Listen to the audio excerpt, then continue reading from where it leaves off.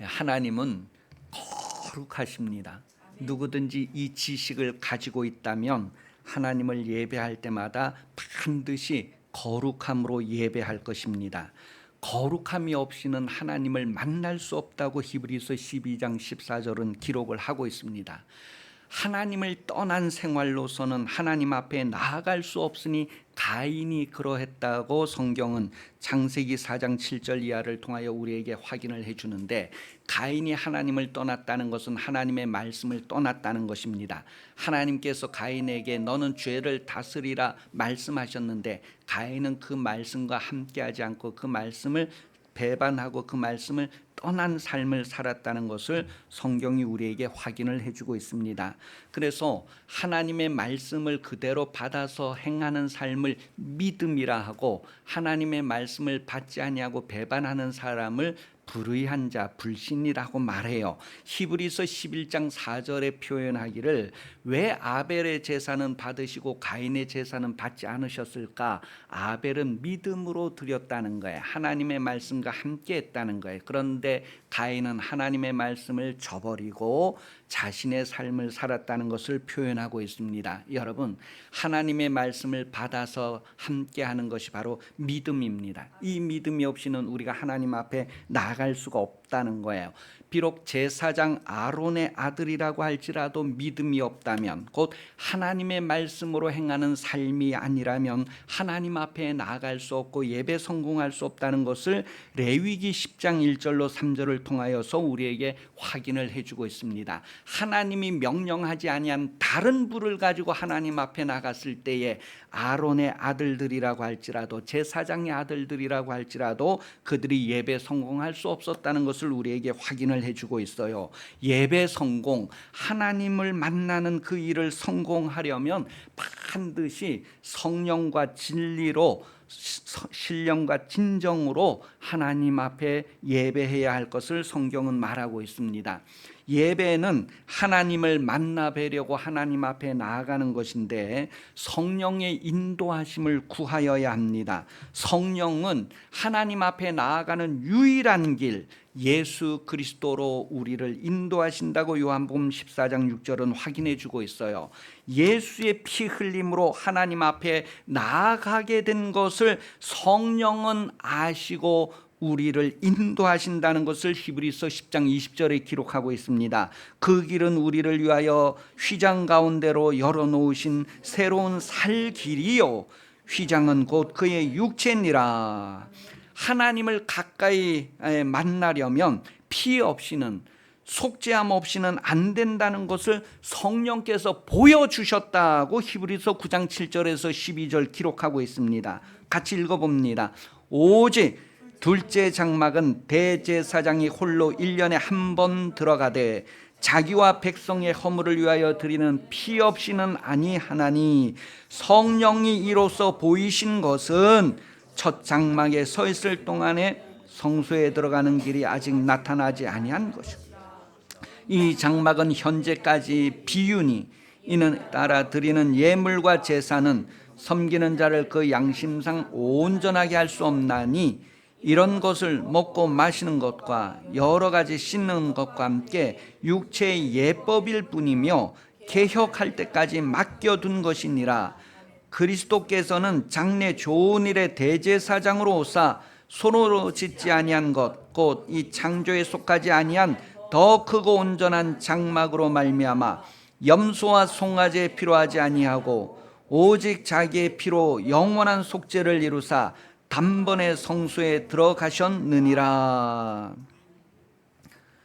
속죄함 없이는, 깨끗하지 아니하고는 하나님 앞에 나아갈 수 없다는 것을 성령께서 이미 우리에게 보여주셨다, 그렇게 확인을 하고 있어요. 그리고 그 모든 육체의 예법은 개혁할 때까지 맡겨둔 것이다. 그리고 예수 그리스도가 오셔서 단번에 자신이 이제 성소에 들어가는 길을 여셨다는 것을 확인해 줍니다. 이제는 참되게 예배하도록 성령께서 인도하고 계신다는 거예요. 여러분은 성령의 인도함을 받아서 예수님의 피로 속죄함을 받은 그런 예배로 하나님을 만나고 있는가 한번 돌아보시기 바랍니다. 오늘 본문 5절에 보면 모세와 하나님과의 만남에서 먼저 가까이 오지 말라 그렇게 선언되어지고 있어요. 이때 가까이 오지 말라고 하는 이유가 무엇이냐면 모세가 서 있는 그 자리가 전에는 거룩하지 않았는데 지금 하나님의 임재하심으로 인하여서 그 장소가 거룩해졌다는 거예요. 전에부터 거룩한 것이 아니라 하나님의 임재로 말미암아 지금 거룩한 장소가 되었다는 거예요. 그래서 모세에게 다시 한번 너의 발에 신을 벗으라고 말합니다. 출애굽기 3장 4절 5절에 보면 너가 선 곳은 거룩한 곳이니 너의 발에 신을 벗으라고 말하고 있어요. 또 이러한 내용이 똑같이 여호수아 5장 15절에도 보면 여호수아가 이제 여리고 성 가까이에 이르렀을 때에 하나님의 군대 대장이 여호수아에게 나타납니다. 다시 말해서 하나님이 직접 나타난 것이 아니라 하나님의 나타남을 대신해서 하나님의 군대 대장이 나타났어요. 이걸 보면 그 여리고 성을 누가 무너뜨린지를 우리는 이제 알게 되죠. 우리가 그냥 그 성을 돈다고 해서 우리가 돈다고 뭐가 나타나는 것이 아니라 하나님께서 군대 대장을 보내서 허무시는 것들을 우리에게 확인을 해주고 있죠. 그때도 여호수아에게 너의 발에 신을 벗으라 그런 표현을 하게 되죠. 계속해서 이제 전도서 5장 1절에 보면 너는 하나님의 집에 들어갈 때 내 발을 삼갈지어다. 발을 조심하라는 거예요. 이 성경 배경에서 얘기할 때 발에 신을 벗는다고 하는 의미가 어떤 의미인가 하면 사무엘하 15장 30절을 통하여서 압살롬이 반역을 일으켰을 때 다윗이 막 도망갈 때 맨발로 신발을 벗고 막 울면서 도망가는 그런 표현을 하고 있어요. 그러니까 그게 아주 비참하고 아주 그 슬픈 그런 모습을 표현하는 것이죠. 왜 비참하냐 하면 우리는 다 죄 때문에 그런 비참한 가운데 있다는 것을 실감하게 되는 거예요. 뿐만 아니라 이스라엘이 평소에 바라고 정말 선망하고 막 자랑하고 믿던 그런 것이 무엇이냐 하면 애굽이고 구스라고 성경은 확인합니다. 이사야 20장 1절에서 6절에 보면 평소에 나도 저렇게 됐으면 든든하다, 내가 언제든지 가서 도움을 구할 수 있다, 그렇게 믿고 의지하던 애굽 구스가 이 아수르에 의해서 포로로 잡혀갈 때의 그 징조를 이사야 선지자가 이렇게 자기 몸으로 3년 동안이나 그렇게 보여주는데 뭐냐면 신발을 벗고 생활하는 모습이었어요. 옷을 이렇게 낡게 입고 신발을 벗고 그렇게 3년 동안이나 삶을 살면서 이스라엘이 믿고 의지하고 선망하던 그 나라가 이렇게 된다는 것을, 아주 수치스럽게 된다는 것을 보여주는 거예요.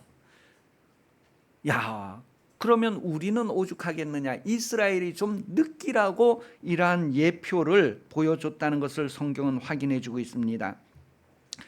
뿐만 아니라 이제 구약에서는 이렇게 이름을 이어가는 것, 대를 이어가는 것이 너무 중요한데, 결혼을 했는데 자식이 없이 남편이 죽었어요. 그러면 이제 형제에게 그 기업을 이어갈 의무가 주어지고 그것은 권리인데 그것을 행하지 않게 될 때에 어떻게 되는가를 신명기 25장 9절에서 10절 내용에 밝히고 있어요. 그때에도 내가 이 권리를 행사하지 않겠다 할 때에 신발을 벗는 거예요. 그 이야기가 룻과 나오미 이야기의 룻기 4장 1절에서 10절에도 그러한 내용이 나와요. 그래서 보아스 앞에 기업 물을 자가 있었는데 그 사람이 보아스 앞에서 신발을 벗으면서 나는 안 하겠다, 너가 해라. 그렇게 해서 두 번째 기업 물을 자인 이 보아스가 이제 나오미와 룻을 받아들이고 그 기업을 잇는 내용을 성경은 우리에게 소개를 해주고 있어요. 그래서 이 룻이 바로 예수님의 조상에 들어가게 되는 거죠. 신발을 벗는다는 것은 수치와 더러움, 그런 죄를 보이지 않는 것을 말합니다. 하나님 앞에 그런 게 있으면 안 된다는 거예요. 하나님을 만날 수 없다는 거예요. 그래서 신발을 벗으라는 이야기를 하는데 요한계시록 3장 18절에서도 우리의 벌거벗은 그 수치가 가려지고 없어져야 할 것을 말하고 있어요. 여러분, 우리가 예배할 때, 우리가 하나님 앞에 나올 때 우리의 수치가 무엇인지, 부끄러움이 무엇인지 그것을 가려야 된다, 덮어야 된다는 거예요. 하나님 앞에 서는 나는 누구인가? 지금 모세가 하나님 앞에 서는데 모세는 누구인가? 그랬을 때 다시 한번 하나님 앞에 서는 나는 누구인가? 그런 의식을 가지고 먼저 나는 누구인가 했을 때 하나님 앞에 서는 모세, 하나님 앞에서는 나는 누구인가 했을 때 신발을 벗어야 할 자라는 거예요. 신발을 벗어야 할 자. 회개할 것이 있고 뭔가 더럽고 뭔가 흠이 되는 것을 덮어야 할 사람이라는 거예요. 그 인식을 가져야 한다는 거예요. 하나님은 날마다 우리의 죄짐을 져주시는 분이라고 시편 68편 19절 21절까지 소개를 해주고 있어요. 날마다 예수 이름을 의지해야 된다는 거예요. 날마다. 회개는 한 번 하는 것이지만 회개의 그 거룩한 삶은 계속되는 과정입니다. 한번 따라서 하십시다. 회개는 한 번이지만 거룩한 삶은 과정이다. 거룩한 삶의 과정이 없는 신앙생활을 하고 있지는 않는가? 내가 예수 믿고 회개했어요. 내가 예수 믿고 이제 죄 용서를 다 받았어요. 회개했어요. 그러면 끝나는 것이 아니라 회개를 했으면 이제 거룩한 삶의 과정이 있어야 돼요. 회개는 한 번 했어요. 이렇게 부산으로 가다가 한 번 돌아섰어요. 그리고 그 자리에 가만히 있으면 안 되고 서울을 향해서 거룩한 삶의 과정이 있어야 된단 말이에요. 우리가 이 과정이 없이 하나님 앞에 서는 거예요. 거룩함이 없이 하나님 앞에 선다는 거예요. 그래서 신발을 벗으라는 것은 그 삶에 대한 것을 깨끗하게 해야 된다, 회개해야 된다, 그런 표현을 다시 반복하는 거예요. 그래서 우리가 하나님 앞에 나아갈 수 있는 것은 예수님의 보혈로 우리를 덮어주시기 때문이라는 거예요. 날마다 우리를 용서하시고 구원하시는 그런 하나님의 은혜를 우리가 구하여서 누려야 할 것을 말하고 있습니다. 계속해서 우리가 거룩한 삶의 과정이 무엇인가를 성경 말하는데 그것은 용서라는 거예요. 용서하며 살아야 할 이유를 성경은 말합니다. 바로 거룩하게 하는 삶이기 때문에 그렇습니다. 여러분, 용서는 거룩하게 하는 삶입니다.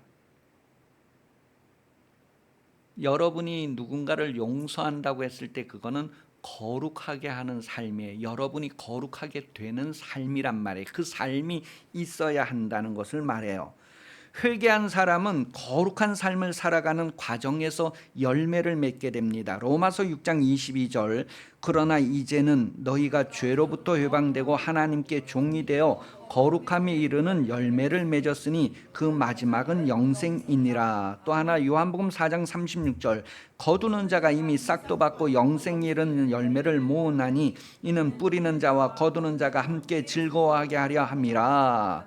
우리가 회개했으면 이제 거룩한 삶을 살아가야 되네. 거룩한 삶을 살아갈 때 하나님께서 열매를 맺게 해주시잖아요. 하나님의 형상을 닮아가게 해주신단 말이에요. 오늘 본문 11절에 보면 모세가 하나님 앞에서 이제 내가 누구입니까? 그렇게 물어보죠. 내가 누구입니까? 내가 나를 잘 압니다. 나는 이렇고 이렇고 이런 사람입니다. 그런 표현이에요. 내가 누구이기에 바로에게 가며 이스라엘 자손을 애굽에서 인도하여 내리까? 내 사정, 내 형편, 내 수준을 내가 압니다. 그런 표현이에요. 내가 누구입니까? 그랬을 때 우리가 볼 수 있는 모세는 먼저 살인을 했던 사람이에요. 그 애굽의 아주 최고 높은 자리에서 완전히 모든 것을 다 내려놓았던 그런 사람이에요. 그리고 그가 추방되어서 광야를 지나가는 그런 삶을 살고 또 현재적으로 볼 때는 출애굽기 4장 10절에 보면 이 모세는 말을 잘 못하는 사람이다 그렇게 표현을 했어요. 그런데 여러분 하나님께서 모세가 자신을 보는 것보다도 하나님께서 모세를 보는 새로운 시각을 말해 줍니다. 내가 너를 보낸다는 거예요. 너가 가는 것이 아니라 내가 너를 보낸다. 여러분, 우리가 세상에 나가서 사는 것은 내가 나가 사는 것이 아니라, 내가 나가 전도하는 것이 아니라 하나님께서 나를 보내서 가는 거예요. 여러분, 그런 의식을 가지라는 것을 말해요. 여러분이 누구입니까? 라고 했을 때에 하나님이 나와 함께하는 인생으로 나는 예배할 자입니다. 그때 예배라는 것은요, 내가 세상에 나갈 때에 하나님이 나와 함께 한다는 것을 기억해야 돼요. 오늘 보통 우리가 교회 와서는 은혜 받고 이러지만 세상에서 하나님이 나와 함께 하신다는 의식을 거의 안 가지고 살아갑니다. 하나님이 나와 함께 하는 거예요. 하나님께서 모세를 애굽으로 보낼 때 하나님이 그와 함께 가시는 거예요. 그런데 모세가 애굽에 가면서 하나님이 자기와 함께 한다는 의식을 안 가지고 산다고 생각해 보세요. 오늘 성도들이 그와 같은 삶을 산단 말이에요. 그리고 하나님이 함께 하셔서 막 기적이 일어나고 해서 그들이 나중에 호렙산에 다시 가서 하나님을 예배하게 되잖아요. 너희가 이 땅에 와서 나를 예배하는 것이 증거다. 그렇게 이제 표현하면서 모세를 보낸단 말이에요. 여러분, 성도들이여, 하나님께서 여러분을 세상에 보내실 때 여러분과 함께 하십니다. 그리고 그 과정에서 많은 무리들이 출애굽을 하고 많은 무리들이 여러분과 함께 하나님 앞에 나와서 예배할 것은 하나님께서 계획하신 일입니다. 우리가 그것을 알고 구하면 돼요. 하나님은 여러분 삶에 함께 하신다고 12절에 보면 내가 반드시 너와 함께 가겠다 그렇게 표현을 하고 있어요. 그러니 여러분, 예배하게 하실 분은 하나님이란 말이에요. 우리가 이 성전에 나와서 예배하게 하시는 분이 하나님 앞에 나오도록 허락하시는 분이 하나님이란 말이에요. 그래서 너희가 이 산에서 나를 섬기리니, 모세 한 사람으로 시작해 가지고 예배할 때에는 많은 무리가 너희가 이 산에서 나를 섬기게 된다는 것을 표현하고 있어요. 여러분, 개인이 아니라 공동체로서 예배는 하나님이 보내셨다는 증거입니다. 우리는 오늘 그 증거가 없이 예배하는 것을 자주 하는 거예요. 여러분, 우리가 세상에 나가서 살면서 주일 예배 올 때 다른 영혼들을, 무수한 많은 영혼들을 이끌어서 하나님 앞에 나와서 예배하는 것, 그것이 하나님이 나를 세상에 보냈다는 증거예요. 하나님이 모세를 애굽에 보냈다는 증거예요. 하나님이 여러분을 세상에 보냈다는 증거. 그런 증거를 가지고 하나님 앞에 예배해야 할 것을 성경이 확인해 주죠.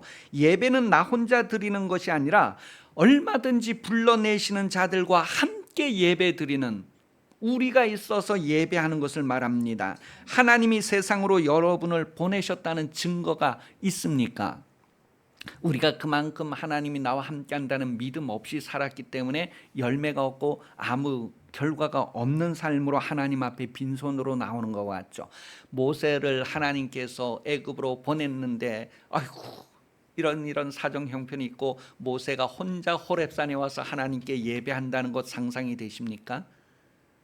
하나님께서 함께 하셔서 그를 통하여 많은 기적을 일으키면서 이스라엘 70만 60만을 이끌고 광야에 나와서 하나님 앞에 예배하는 것, 그래서 내가 너를 보낸 증거다라고 선언하시는 거예요. 여러분, 오늘 우리가 예배할 때 여러분, 내가 너희를 세상에 보냈다고는 증거가 있는가? 임마누엘의 증거가 없으니까 하나님이 세상으로 나를 보내시지 않았다라고 할 수도 있을까? 그럴 수 없다는 거예요. 만약에 결혼하고 생육하여 번성하라고 했어요. 창세기 1장 28절에. 그런데 결혼하고 생육하고 번성하라고 했는데 내가 결혼을 했는데 아이가 없어요. 아이가 없다고 내가 결혼하지 않았다고 할 수 있을까? 신명기 18장 13절에는요. 너는 내 하나님 여호와 앞에 완전하라고 했어요. 우리가 무엇으로 하나님 앞에 그렇게 나아갈 수 있을까? 우리가 하나님의 보내심을 받았는데도 한 영혼도 구원하지 못하고 하나님 앞에 나 혼자 돌아왔다는 것은, 호렙산에 지금 이스라엘 무리와 함께 나와서 예배하는 것이 아니라 나 혼자 왔다는 것은 어떤 이유일까 했을 때에 말씀을 따라가지 않았다는 이유입니다. 말씀을 따라가지 않았기 때문에. 창세기 12장 4절에 보면요, 아브라함이 75세에 이렇게 말씀을 쫓아가는 이야기를 기록하고 있어요.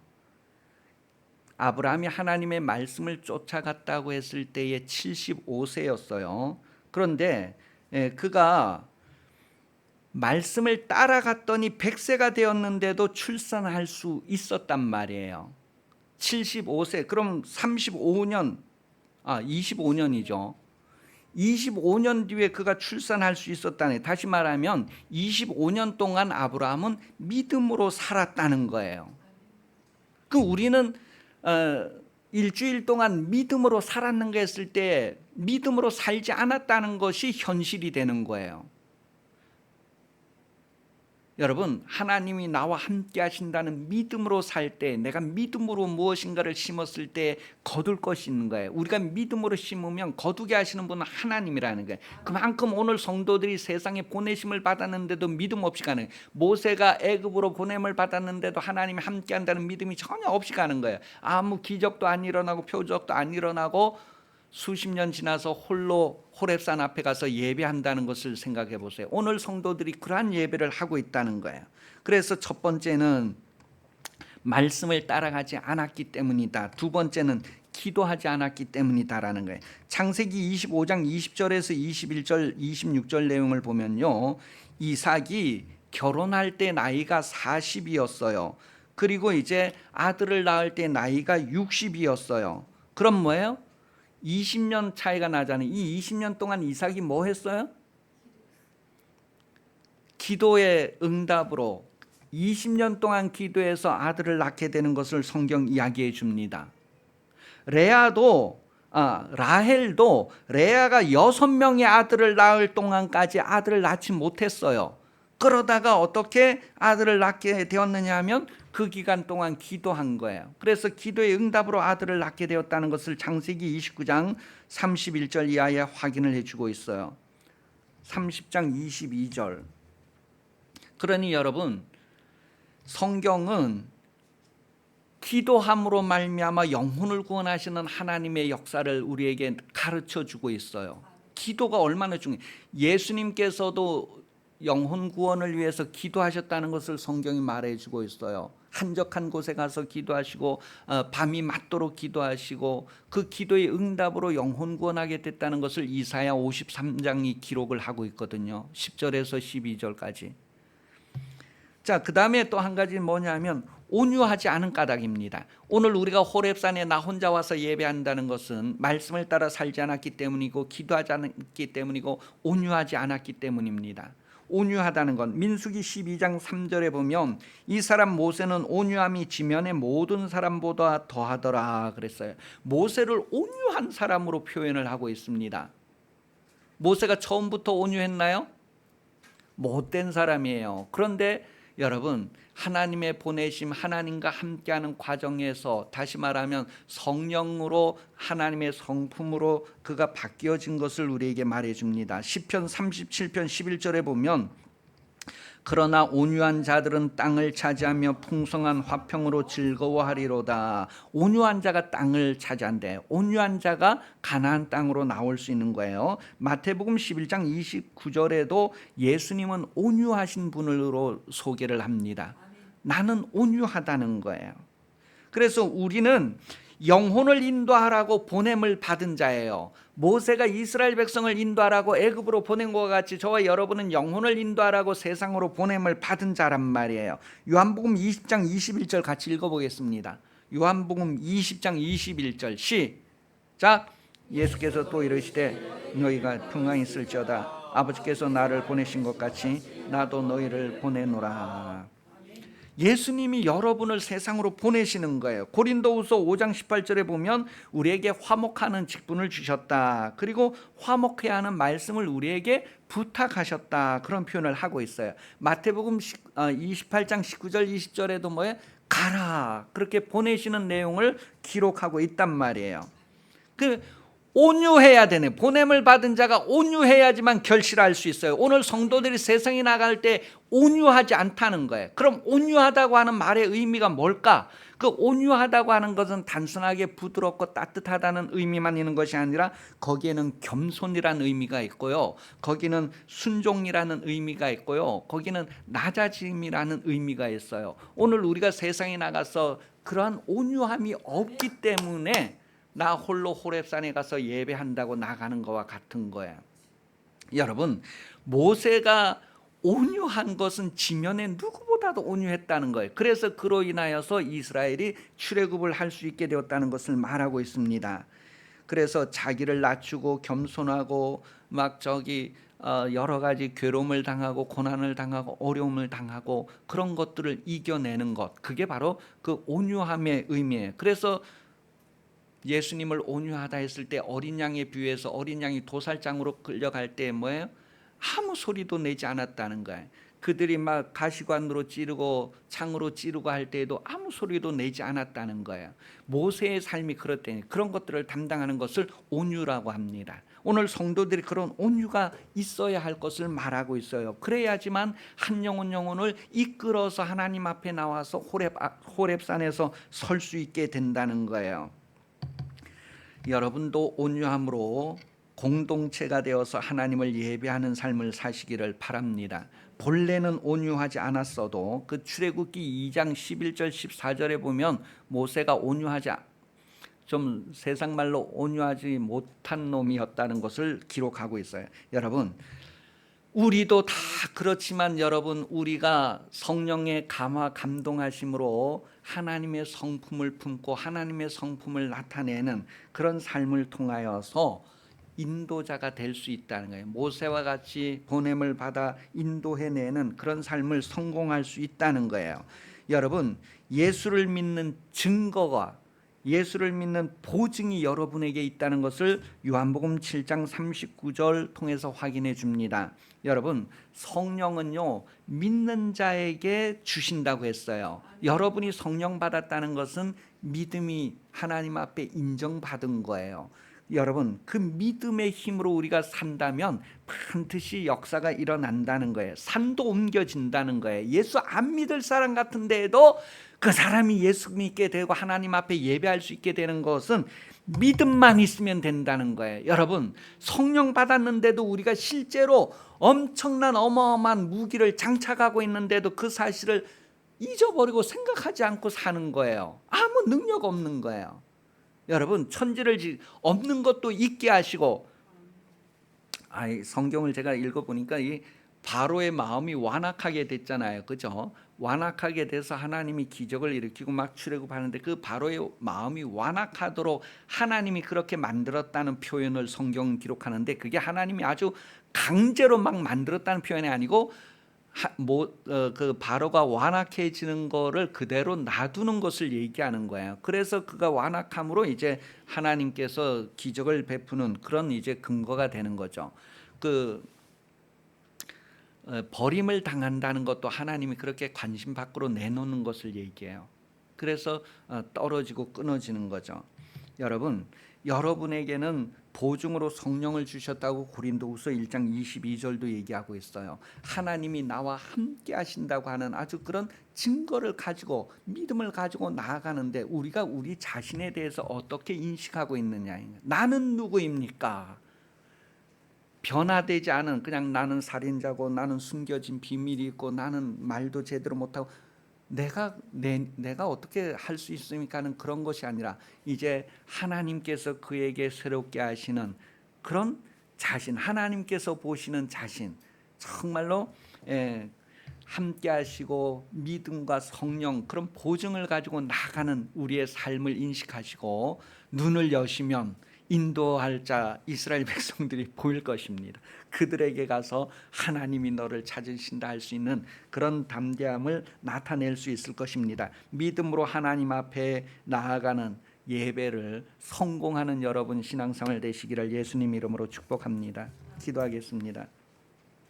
살아계신 하나님 아버지, 우리 신앙생활이 사람들 보기에 아름답고 성공적인 것 같을지라도 하나님께서 받으시지 않았다면 이스라엘 백성들이 광야에서 예배하고 제사한 것 누구에게 한 것이냐고 질문하듯 오늘 우리 인생 동안 예배한 것 누구에게 한 것이냐고 묻는다면 우리는 어떻게 할까요? 하나님 아버지, 성령의 인도함을 받아서 예수 그리스도로 하나님 앞에 예배하러 나가는 삶을 살게 하여 주시옵소서. 하나님이 나와 함께 하셔서 나를 보내시는 그 보내심을 감당하는 인생으로 살게 하여 주시옵소서.